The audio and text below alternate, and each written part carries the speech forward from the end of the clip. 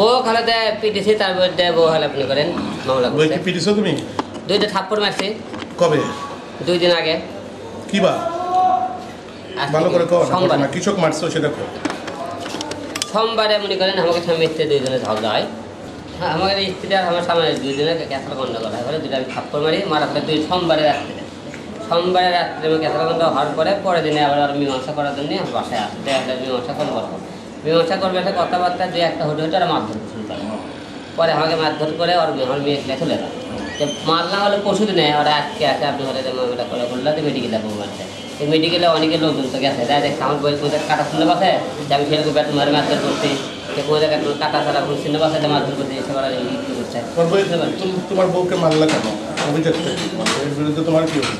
আমার বইয়ের অভিযোগ, আমার বইয়ের অন্য ধরনের সাথে মনে করেন কথাবার্তা কয় সম্পর্কে আমি বাসায় থাকেন, অন্য জায়গায় বাসা টাসায় আছে, লোক ছেলেমেয়েরা আছে, তেলে মনে হাতে হাতে আমার বউ ধরে, আমার বাড়ির আমার ফ্যামিলিগত এলাকার লোকজন এই বিষয়গুলো দেয়। তাই আমি যদি মিথ্যে কথা বলি আপনি সবাই এলাকার যে প্রমাণ নেবেন, তাই হিরো আলমে যে কেন মারধর করছেন এটা সম্পূর্ণ সাক্ষী যদি মুখে রিয়েল থাকে তাহলে বলে নিতাম রিয়েল, আর যদি সাক্ষী মিথ্যে মামলা তাহলে আমাদের কোনো সাক্ষী হয় তেমন।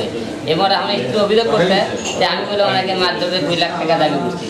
2 লাখ টাকা আপনি হলে দেয়, এর মধ্যে 1 লাখ টাকা আমার খরচ লাগে আর 1 লাখ টাকা দেয়নি, তাই বুঝছেন।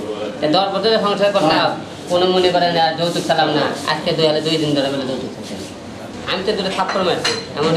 অন্য পুরুষের সাথে সম্পর্ক আছে, এটা তোমার অভিযোগ? তাহলে তুমি সেটা কি প্রমাণ আছে? সেটা নিয়ে তোমার শ্বশুরবাড়ি বসছিলাম, বসে ওরা একদিন আসে মীমাংসা করে রাত্রে মিটিং টিটে করে আমার বউ হলে বসে আমি এটা ভুল করছি, এর আগে আর করবো না। তা বলার পরে শাসন করে রাখছে, তারপর থেকে আবার শুরু করছে। তোমার স্ত্রীর সাথে আমরা কথা বলছি সকালে, তাই বলছে যে তুমি ঢাকায় আরেকটা বিয়ে করছো। আমি ঢাকায় একটা বিয়ে করছি, তার তো সাক্ষী প্রমাণ দেখান লাগবে যে আমি আর একটা বিয়ে কাক বিয়ে করলো কি কাগজ সত্য কিনা মিথ্যে অভিযোগ তো দেখান লাগবে বিয়ে করা। তুমি তো নাকি বাড়িতে থাকো না, বাজার খরচ দাও না। বাজার খরচ দেয় না ভালো কথা, আমরা বলছি ভালো কথা। আমার পুরো ব্যবসা তো আমার স্ত্রী দেখাশোনা করে, তা বাজার খরচ আমাকে স্ত্রী দেওয়া লাগবে। তোমার স্ত্রী দেখে তোমার ব্যবসাটা? আমি তো থাকেন ঢাকা গোটা ব্যবসাটা দেখে, আমার ওয়াইফই দেখে, তাহলে আমি তার বাজার খরচা আমাকে স্ত্রী দেওয়ার কি দরকার? তোমার ব্যবসায় নিয়ন্ত্রণ করে তোমার স্ত্রী নিয়ন্ত্রণ করে। আর তুমি কিভাবে চলো তাহলে? তোমার চলে কি দিয়ে? আমি যখন টাকা পয়সা লাগলে বাইর থেকে গেলি, আর মিডিয়াতে যা টাকা পয়সা আমার চলে যায়। এই এখন তো মামলা হয়েছে, পুলিশ তো এখন তোমার হাজত পাঠাবে নাকি? পাঠাবে, মামলা করলে পাঠাবে না। তাহলে এখন কি অবস্থা? এখন মনে করি আমি যদি সত্যবাদী হয়ে থাকি, আমাদের অন্যায় করে না কি, তাহলে অবশ্যই বাড়া শোনালে 2-4 দিন থাকা লাগবে, চিরকাল তো রাখতে পারবে লাগে। জেলখানায় যায় কি গান বাজনা করবা? দেখা দেখ মনে হয় যেহেতু গান বাজার লোক গান করতেই পারি ভিতরে দেয়, আপনাদের ভিতরে গান তাহলে করবো না। আমরা কেটে করবা? তাতে কেমন দাঁড়াবো না, আপনারা গেলে করবো না। কয়েকদিন জন্য হাজতের জন্য কয়েকদিন গেলে বানাবো ছোট্ট কয়েকদিন কার কি দেবো ওখানে তো গল্প লেখবে কয়েকদিনে লেখে বেড়া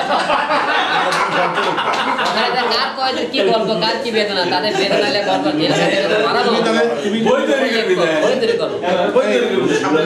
তুমি তাহলে চাচ্ছ যে তুমি জেলখানায় গেলে তোমার নতুন অভিজ্ঞতা হবে, সেখানে তুমি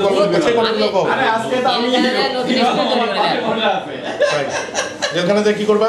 নতুন স্টোরি